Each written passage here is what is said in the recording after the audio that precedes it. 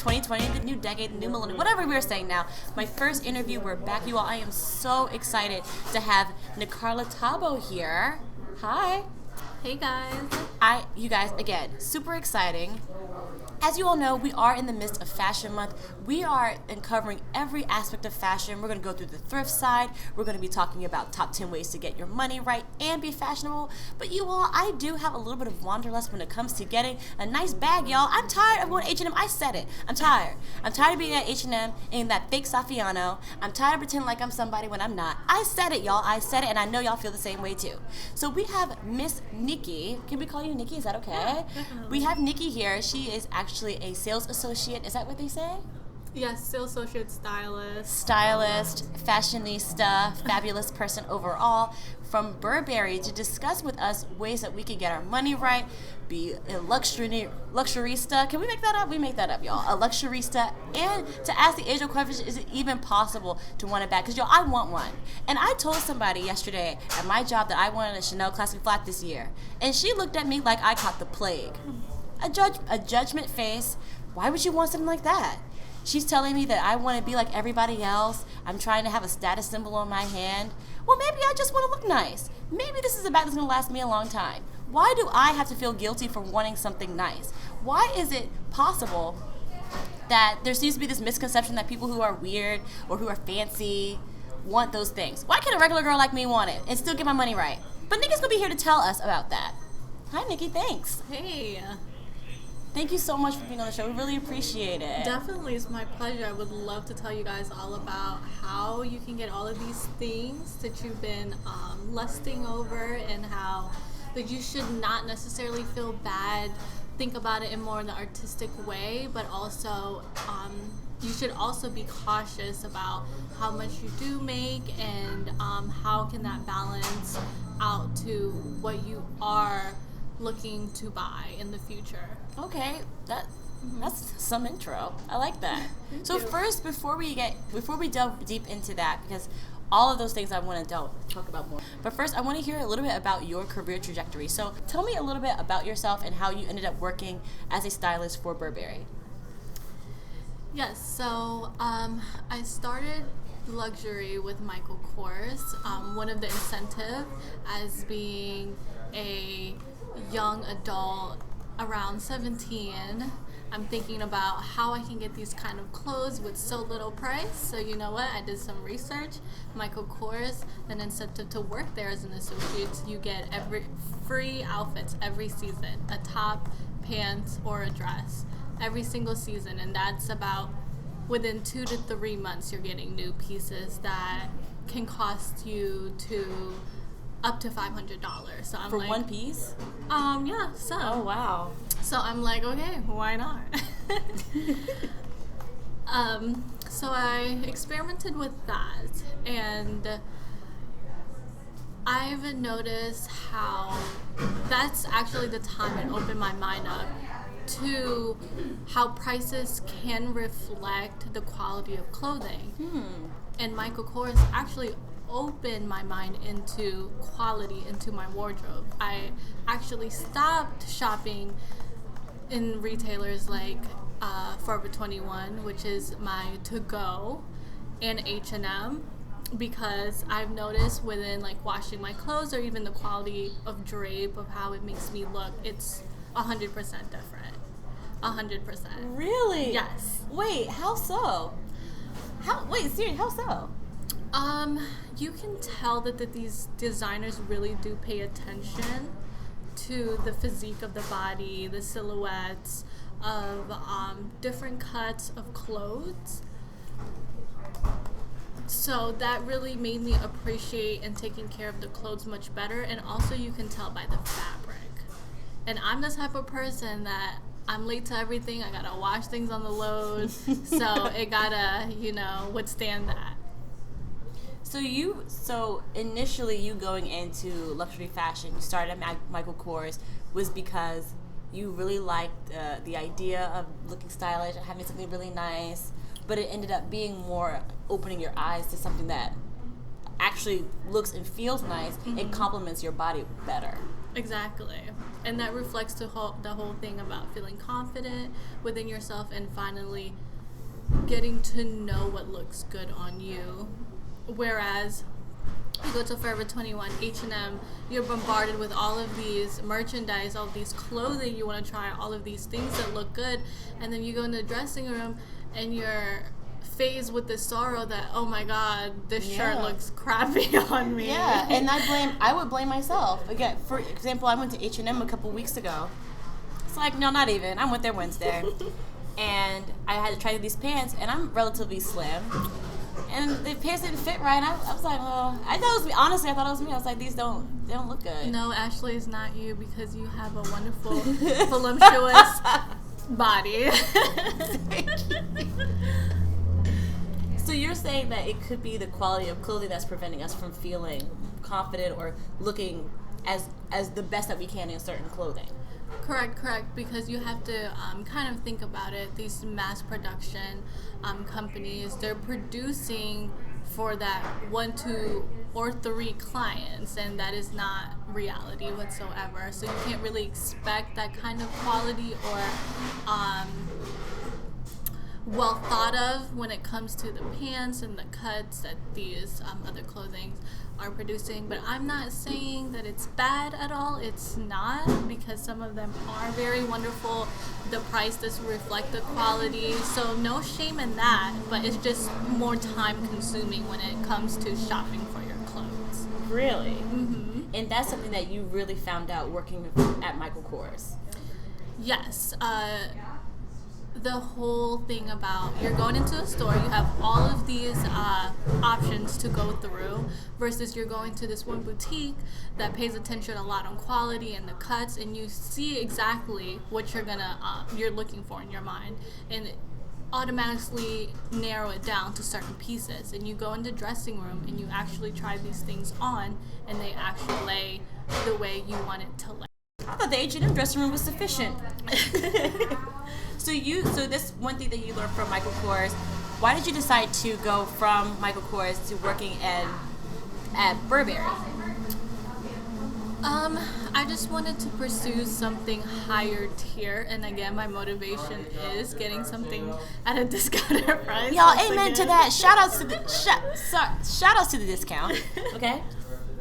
So actually deviating from that and going into more of the getting into clothing in a cheaper way, but in a better quality. As Ashley mentioned, the Real, and even thrift stores. In the beginning, I did start shopping in thrift stores like that. Definitely Buffalo Exchange in Georgetown. They do have a lot of pieces that are name brand, or even a lower tier luxury, which is also very efficient. And even shopping in sales or even outlets. Michael Kors is actually an outlet store where clothing, if you do find it at a right time, could be less than $100. There's things in there at Zara that's like $100 easily. Mm-hmm. Easily. And that's considered a fashion retailer as well. Mm-hmm. There's things at H&M that cost about that much too. You're not going to find gold unless you're looking, guys. And that is just the very definition of it. So you're telling me generally your motivator was to be able to get these high quality pieces, but still, within your price range, because we're not out here making thousands and millions of dollars yet, right? Right. Below $300. We're not out here, y'all. So she's still, and y'all, I'm telling this girl's impossibly fly. Like I've seen her impossibly. So it's really nice that you're able to still wear these higher tier clothes, but still doing it for something on the low. Okay, so with all of that said, describe to us your experience working as a stylist at Burberry. What are the clients like? Are they really bougie? Do they have a certain type of air to them? Are they just trying to be fancy? What is it like? Yes to all those comments. To answer to that, I would put them in 3 categories. 1, the influencers, which I connect with the followers. 2, the artistic people who do just love fashion itself. and love how again, the quality, the shape, the silhouette do make them feel confident and true within themselves. And third, the ones who are curious and ready to explore. So I will begin in the first category, which are the influencers and the followers. And this is I would feel like this is a newer category, right? The influencers, Yeah. yes and no. Influencers has been there for quite a long time, but Okay. due to media, they really have soared, and they kind of are becoming the backbone of fashion itself. The free, you can say, marketing of fashion. Are these the influencers that we're thinking of? Like the ones that are going to be on Instagram, the ones that will be out doing pop-ups, kind of linking up, like people like what's like Ame Song of Song of Style. People like her. Are you referring to those types of influencers? Yes, influencers on Instagram, I do know and heard a lot about them. They are just individuals who do and are seen in a lot of socialites, New York, different fashion events that you will see them all the time wearing Balenciagas, wearing Gucci, wearing Louis, Prada, all of those names in different areas. And they're usually typically the ones who are sporting on the newest and the most exclusive pieces. And usually they are the weather forecasters of what wave will be selling in stores. Really? Yes. And the higher tier to that actually are celebrities such as Beyonce, Okay. Rihanna, the upcoming rappers these days, whatever they're wearing, even their lyrics to songs can also influence what will be shopping. So they really are the luxury drivers area. of fashion. Definitely, Really? 100%. That's crazy. Yes, I solely believe that rappers talking about Louis, Versace, Gucci. Fendi, Prada, but Prada right now. I know. Of course. Yes. Yeah. But I solely believe that's one of like the biggest initiative to consumers, to buyers, people selling luxury good. Period. Okay, so the influencer market that you're referring to is much bigger than just what we're seeing on Instagram. It's and like you said, it has lasted longer. It just looks different today. Yes, I think it's just because it's all a circle. Honestly, it's really all a circle. These influencers do open another door to careers. They become, I guess, a one-to-one experience with consumers, rather than you're seeing this in Vogue magazine. It just feel unreal, too expensive. People's like, these are tacky. But if you are seeing it on a person who's a regular person living life and they're just styling these things out, it makes it more possible for you to do it too. I see. So who's this? The second tier you say are like the more artistic types, the people who like style, describe those people. So I put myself actually in that category. Okay. Art has always been something very close to me that I've always wanted to do my whole entire life. Whether it's fashion, whether it's painting, whether it's music or dance, I just love it in all entirety. But with fashion, it goes hands in hand with my paintings and things like that. I see myself as a canvas, and I would like to put on things that are beautiful. And I sometimes choose luxury brand because those are where other artistic people do influence me, and that's why I choose it. Well, with saying that, I know how, rising artists or how do they call starving artists, you got to be smart when it comes to that. And that's why if I do want to dress nicely, I find a hack to it, and also doing what I want to do in life. Hack to it. Okay. So right now I would be working part-time at a luxury house, but it's not as easy. It's not easy to do that directly the way I did it. You have to slowly get into it and prove yourself that you can maintain that position. In doing so, I'm able to purchase these things at a lower cost. So that's my hack in life. You guys, everybody has a hack. I'm telling you, we've talked about house hacking before here. I've done that. We've talked about hacking the investments. It's not cheating, you all, but there are ways to get the life that you see and you want, but you have to be willing to make a few certain sacrifices, which I feel like you've done before, correct? Yes, exactly. Sacrifices. So they're the people who like fashion and like the silhouettes and the fashion shows and this. And so who's the last category? The explorers. Okay. And who are curious, which I'm curious. Yes, which I would put you in that category. Not saying it's bad or anything. I would put myself a few years ago in this category too. Uh-oh, y'all. I'm on the road to flyness. No doubt. So these are people who are coming in who are, again, influenced by people who are the influencer of Instagram, social media, music videos. They're probably like, oh, I really like that piece. Maybe I should visit the store. Definitely. Yeah, so there's no harm in that. It's actually good. That's actually how these companies are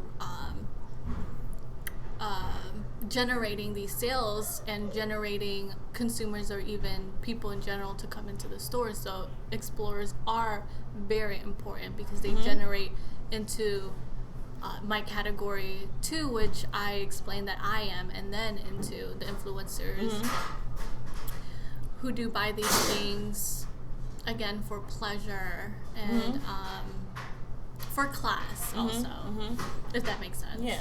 So who's the biggest category? What do you mean, like demographic wise? No, in terms of the three tiers of people or the three types of people that will come into the store. So I would say the first category, the influencers that do branch out into followers. I do get frequent youth, I would say youth, millennials, coming into the store, giving me their phones and be like, do you have this piece? Really? Yes, mostly a lot of times. I actually sold a whole look from this one guy, I don't know, it was a fashion influencer, and I sold the whole piece to this guy, totaling about $1,500 for these two pieces. Really? Yes. So by looking at their phone, and he's like, do you have this? Yes. Wow. These followers are real. Okay? You all, influencer fashion is legit. It's not just something that you're scrolling in. And that's the elite hackers. Once you become an influencers, these companies are going to be looking at you. They're going to be investing on you. So, like I said, it's a circle. You have to get into a hack. If you're really into, oh, I need to get into these pieces, but not this kind of price point. There's sacrifices. You either have to get into the industry and spend little by little and take it that way to be an influencer. Right. Or my mind is like farting right now. No, you're fine. Like I said, if this will be edited out and stuff too.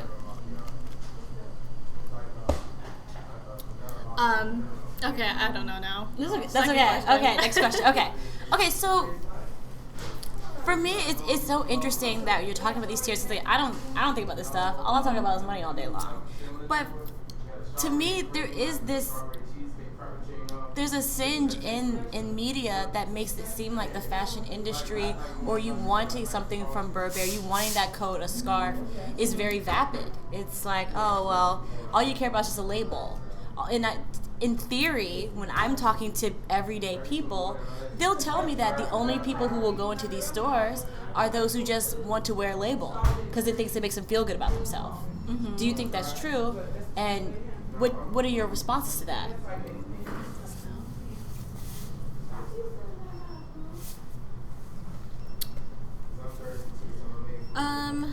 I definitely disagree. Okay. Because it is in the designer's mind when creating these products that some of the items are not bombarded with monograms of their company or their brand. Some of them you won't even know unless you really know how luxurious the item is, or it just speaks for itself by the quality of the leather. The focus of the cut, like where even the cut of the shoulders hit, all of these little details where the hems. That is the way that you can tell that this brand is designer, which one of the reasons why I love shopping designer brands, because it's only for those kind of eyes that do really pay attention of how does this person really dress themselves. What else were we saying? And I mean, there's those kind of people who think, oh, you're just going to their store for being bougie. Mm-hmm. That is also correct. Mm-hmm. There are people who enter into this fashion world because they want to become one of those people in the group. They want to be elite. I mean, that happens. There are, especially universities around DC, like GW, for example, where there's these group of kids wearing endlessly luxury items, Balenciagas, Gucci, Burberry. I see that. I've seen that a lot too, for sure. Definitely. And I have a cousin who actually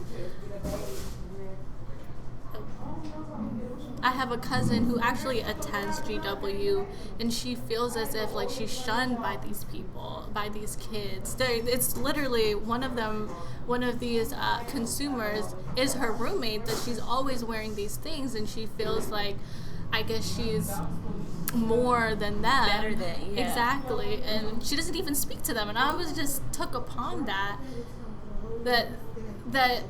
this kind of lifestyle do get into people's head way too much, which I feel like that kind of goes deeper to themselves than it is, because it is wrong to define yourself by the products you wear. It should be the definition you put on these products, not the products defining you. I see. So it's funny you mentioned that, First of all, I hate when we talk about our societies and that, but I would even say generally, we do put a lot of emphasis on looks and how you dress and what you're wearing and what the label is that you're wearing. And I do feel like it seems like it's swayed more in that direction. Like I said, if a person like me, who I never grew up having anything luxury, I don't own any luxury pieces yet, not yet, but if I were to tell people that, a person who may not be interested in fashion, or a person who may not necessarily be influenced by these style people, it's like I should be feeling guilty for that. Like, why would you spend $6,000 on a purse? But it is deeper than a purse. That's a lot. I know when you say it out loud, it is kind of a lot. It's a lot. It is a lot. But I do think of it.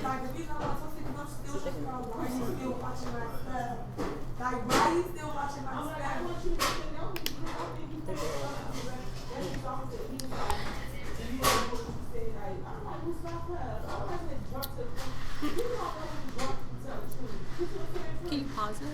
Yeah. I can edit all this. But I don't know. I feel it's like they're trying to make me feel guilty for wanting something like that. And I feel like there's a lot of people.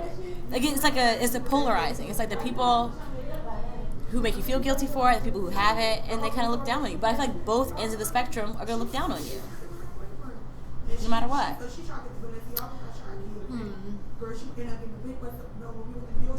I definitely agree with that. That goes back again to people allowing products to define themselves. Got you. Because I do work with both ends of the spectrum, and I am in the middle where For sure. an associate of mine, she's able to purchase luxury goods at those big number prices, but she also does it smart. And there's topics where I'm not able to enter with her when it comes to goods because I'm not used to purchasing that kind of thing. Oh, I see. Yes, and also I do have associates that. So she went.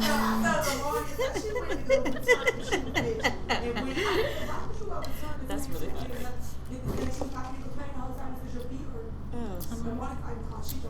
I do have associates that are my best friends that I'm hanging around with, that I'm the only one who's wearing name brands, but I'm not rubbing these things in their face or anything like that, or even gloating about it, because they know me. They know I'm the fashionista. Yeah.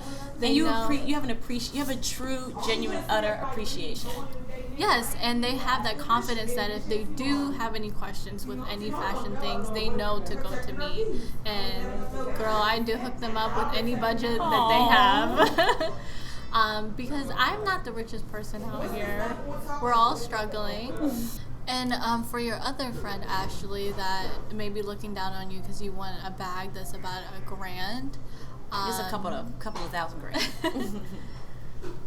I mean, that's just them looking at in their financial status and in their financial book. They don't really know where you're coming from, and if they do, they don't know how much you've really wanted this item or what you're doing to work towards it. But I believe that you're smart when it comes to financial stuff, and you know if this item is gonna give you that experience or that insight when you do get this bag, you'll be appreciative of it more than anybody. Got it. You know what I mean? Yeah.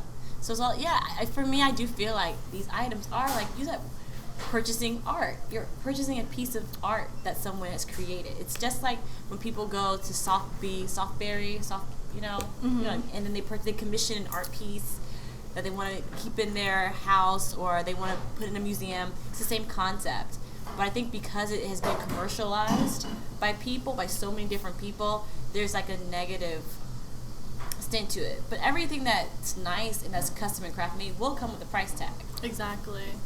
Yes, definitely will come to a price tag because as you can really, if you really think about it, these mass production companies, households that are like H&M, Forever 21, they have mass production, which means mass waste. And these luxury goods actually now in the present day that they're working behind more eco-friendly materials, biodegradable, and the less amount of things that they produce is better for the world, period. But at the same time, it comes with the cost of it being at a higher price just because of the demand. So luxury goods, financial, and the price tag that it does hold comes in a full circle of just demand itself. So that's interesting too. So let's say that we want to delve our toe into the world of luxury fashion. Let's say, and maybe not even necessarily something as elite as like a Burberry. Maybe we want to do like maybe a Kate Spade or something like that. Something that's still quality. Well, let's say that we don't have the same type of fashion hacks that you do. You've been able to work in this industry and you're able to, because of that, you have more access to fashion, so you have more of the ability to get fashion at discounted prices, so you can still look nice. But what if you're like a regular person? What are ways that we can do to buy a nice bag and still keep our money intact? What are ways that we can save on designer? It just all depends. Again, you mentioned the lady bag of Dior. That's just definitely going to be expensive no matter what until that design It's no longer relevant to anybody. It's been relevant for almost 30 years. Exactly. That is why it's still that high. Compared to that, some other Burberry bag, for example, the Manor bag, which is discontinued due to the new designer, you can purchase that bag, let's say, 2-3 years from now from an outlet store, 50% off that price. Really? Just because it's no longer relevant to the brand. Got it. Or like fashion influencer itself. Got it. Yes, and another way you could also do is consignment shop. I had actually helped a client who purchased consignment, and she loved shopping with me just because I just am a great... She's awesome. Yes, great listener. She actually told me she would not be buying Burberry stuff if it wasn't for me. So I'm like, okay, it feels special. Yeah, y'all, this is the real deal. And she actually mentioned that she purchased a pair of Gucci sneakers for only $100. What? Yes, exactly. So wait, really? yes. So consignment shop is where it's at. Definitely visit the thrift stores in major high fashion cities. New York, places I've been is actually local here, which is Georgetown, Buffalo Exchange. I have found like a few Burberry pieces, some really nice knee-high suede shoes. Don't ever be afraid to try just low-cost places, like thrift stores like that, because I do really find nice quality things, even though if it's not high fashion luxury brands. Really? Just like the sweater I'm wearing today. Y'all, and possibly fly. $4. You all, where you guys? Is there? Y'all got a camera? Probably not. It possibly fly for no reason, y'all. It's fabulous. $4, y'all. She was looking over here like we were about to be on the red carpet. Thank you. Facts. So it is possible. It is possible to. Definitely. That's so interesting. 100%. Got it. So well, maybe you probably do know, but a lot of my listeners are out there. We're all trying to get our money right, or we do have it somewhat right, but we're trying to figure out the next step into investing, whether it be home ownership or investing or saving up for something. Do you think it's worth that splurge on getting a luxury item if you're able to pay your bills, if you have a home, if you are debt free? Because usually those people I know, yo, I love y'all, but some of y'all are just a little too pragmatic. Good God. What do you think? Yes to all those things, because you already are disciplined in the mind that once you purchase this item, that pending amount you have to pay for. So yes to those listeners who are already programmed and wired in that mind, because right now I'm weak in that space. Okay. Yes, definitely. So what are the best ways to pay for a luxury item? Should I use my credit card? Is cash okay? Do we look down on cash? No, we get a lot of cash buyers actually. Really? Yes, we do. Don't ask me why, but we're in DC. Maybe a lot of you guys would know. But for those people who are already automated in your mind that things need to be paid off, I have to be responsible. That's how I would. Yes. I would say a credit card, because not only is it benefiting you being able to get that bag right there and then, but also raise your credit score. So yes, definitely a credit card. And if you have the money already on your debit, put like probably half, or let's say 25% of it, so it would just be easy in your payments. Just what, 100, 150 a month. Okay. Yeah. So, and people do multiple payments there? Yes, their debit card and their credit card. That's actually really good to know. Yeah. That's something, you guys, you heard that. So again, as you all know, I'm not a big fan of, if you do have a credit card, make sure you pay that balance in full every single month. That is really what I believe in. However, if you do have a credit card that has a 0% annual percentage yield, or if you have a 0% interest for 12 months, then believe it or not, you guys, it would make sense to purchase something, a big ticket item like a bag or a trench coat, if you are able to pay that off within the allotted amount of time, because that way you're still, let's say that you buy the Kensington coat, which is about $2,000, you're breaking up those payments, but you're actually still paying the $2,000 instead of paying the interest that your credit card company will allow. So if you do have those types of benefits to your card, by all means, I would recommend doing that, as long as you are very cognizant of paying it off before the allotted amount of time and you have no issues with saving, with paying your bills, with really getting your money right. There doesn't seem to be anything wrong with that. Yeah, right? Especially if you're paying maybe like half of it or lower than half, that kind of just give you the incentive, oh, I worked for this certain item, let me pay off this amount, and let me work on the rest of it. So it just keeps you cognitive of what you're purchasing and also allowing you to do or buy what you've always wanted to buy. Yeah. And then also think about, too, like somewhat of a tangent, but last year I was shopping on Shein site like almost every month. Not even almost every month. And I was dropping about $200-$300 every month easily, because I had the money saved. I was saving money. Like, it wasn't really a big deal. I was like, all right, But now that I'm thinking about it, I'm like, I easily could have bought my clothes that I wanted at that point. Yes. And I clean out my closet every 6 months. There's a lot of stuff in there that I purchased from Shein that I have no desire to wear.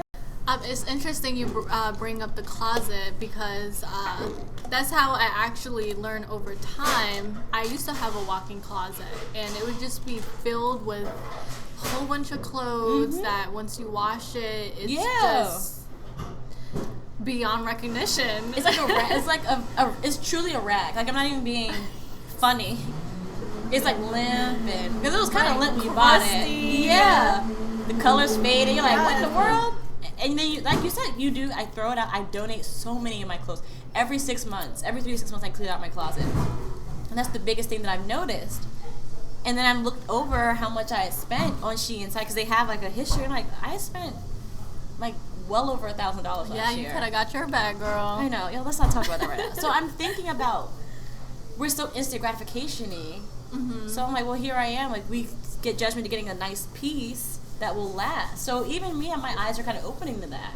Right, like with my whole closet journey, buying higher tier items, more expensive things, let's say like 2 years ago with Michael Kors and Burberry, I would have spent, let's say $700, but all of these things I've been with for some of the things that I purchased altogether, I'm totaling it to $700 from 3 years ago. I still have and still are wearing. Like, yes, interesting. Definitely, okay. Like, my closet is much smaller, but like the pieces I'm pulling out, they're definitely showstoppers. Let them know. Right, and like these pieces, they're not like you just have to wear them once, and they're no longer relevant. But if you have multiple pieces, like the pants, different textures that can correlate with the top you're wearing, the different length, you can make different pieces that look nothing alike, and people are like, oh my god, is that new? My boyfriend's always constantly asking me, I know I haven't seen you wear this before. Yes, you have.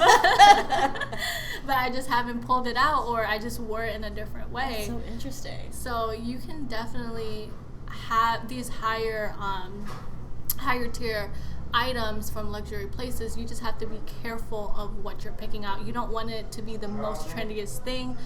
I mean, if that's what you're looking for that day, yes, but try to stick to something very classic. Like, for example, I bought a t-shirt dress from Michael Kors, and it's not like a cotton t-shirt dress. It's more of like a polyester silk blend, and it just lays perfectly that you can wear it to work. You can wear it to an amusement park with white tennis shoes. You can wear it with black or brown sandals and make it look, very gala. This one dress. Yeah. A t-shirt dress that's interesting. A totally different material that you can read different ways. Yeah. You guys, it's possible. It's possible. We can still be cognizant, but it sounds like it just means that we need to consume more and really consider quality and consider just different opportunities of wearing something versus a lot of people wear something once and want to throw it away, or they buy something for an event and want to throw it away. Yes. Well, and kind of think it this way. If you're putting 2 applications up on your computer, you're in Shein or Forever 21 or Fashion Nova or these lower cost places versus, let's say, you're pulling up Ralph Lauren Theory. Kate Spade is one of, I actually like some of their pieces, or Nordstrom Rack. If you find, let's say, in your cart on the left side where Fashion Nova or whatever have you, in that kind of price, you have $200 worth of stuff, and it's just a whole bunch of stuff. Which is me. That was me last year in 2019. And then on the other side, you have like this one really nice dress, really nice quality. You can say that you can have it forever. That $200 worth of stuff, 5 items from that left side, is only gonna last you for a few months, versus you paying for that dress for $200 that could last you for a lifetime. Drops the mosaic. Yes, and you can imagine every time you do this, 1, 2, 3 pieces will recollect over 2 years. Your whole closet is all designer, girl. Yo, I want to see. Okay, it's so funny because we're about to wrap up, but for me, some of my biggest takeaways are like, not only should I not feel guilty for wanting something luxury, but I should truly invest in it. Not only because it will be a confidence builder, not necessarily because of the logo or how much you pay for it, but really because of the quality and how it makes you feel and the longevity of that piece. Exactly, longevity. Definitely longevity. Yeah, and I hear about that a lot, but I think really hearing it from someone, like you said, like you, who isn't, who is in the field, in the industry, but you're not out here making millions and millions of dollars, where it's like nothing but a drop in the bucket for you, says a lot about what these items can do for you, and how important they can be to make a woman feel good, feel great. Wow, that was deep. Wait, oh my gosh. Okay, sorry. One last question. Yes. Last question, because I meant to ask about this earlier. At one point, you did talk about how these designers do create clothing for a woman's physique, and there's been a lot of pushback in the industry about plus size, which isn't even necessarily plus size, but larger, more voluptuous women, and how they look, and how it doesn't necessarily adhere to them, or they have issues finding these designer clothes for them. What are you're petite, I'm petite, so for either of us going into these stores, we're not necessarily going to find as big of an issue of looking nice for that price. Do you think that a woman who isn't necessarily size 2 or size 0 can have access to everything that you said? Yes, it is going to be a little bit challenging, just because you said, Ashley, I agree that some of these luxury places do not adhere to plus size women. For example, at our store, we only carry, it's rare for us to carry 2X or 3X for women, and that's not saying anything because our cuts are very fitted. So sometimes a 2X or 3X can equal to just a large. Really? Yes. So it's still gonna run small, quote unquote. Exactly. So for you busty ladies, as voluptuous as you are, and I envy that, that is a little bit bad news, but I'm here to give you good news. That's where you can kind of budget into whatever you're wearing, find nice pieces and other brands, even plus size brands, and just accessorize it with luxury brands like scarves, let's say the earrings, the handbags. So it's kind of good for you too. And also there's called customization. Get something that you like and find a really bomb tailor, because interesting. Yes, I have tailors out there being able to size everything or even make ugly things look good for a little bit of price. So go to a thrift store and get a nice colorful piece and go to a tailor and have them fit you in a certain way you want it. You just have to be creative with it. If there's an obstacle, there's definitely a way. Got it. That was great. Okay, good. Good. So there is something for everyone. That's good. That's definitely good to know. You guys, I cannot tell you all how appreciative I am of Nikki coming in to the makeshift studio that we have and really giving us your insight on fashion.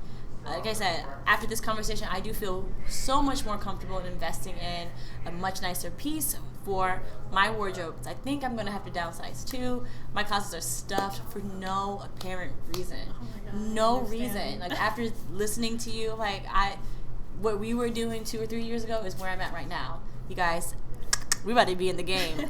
So please let us know if there's anything else you want us to know. Let us know. Not all the information that I've told you is perfect, but definitely dive into it and try to experiment. And life is all about experiment and exploring and finding ways to things that's impossible. Excellent. Hack away. Hack away, you all. Nikki Taboe, thank you so much for your time. Such a pleasure.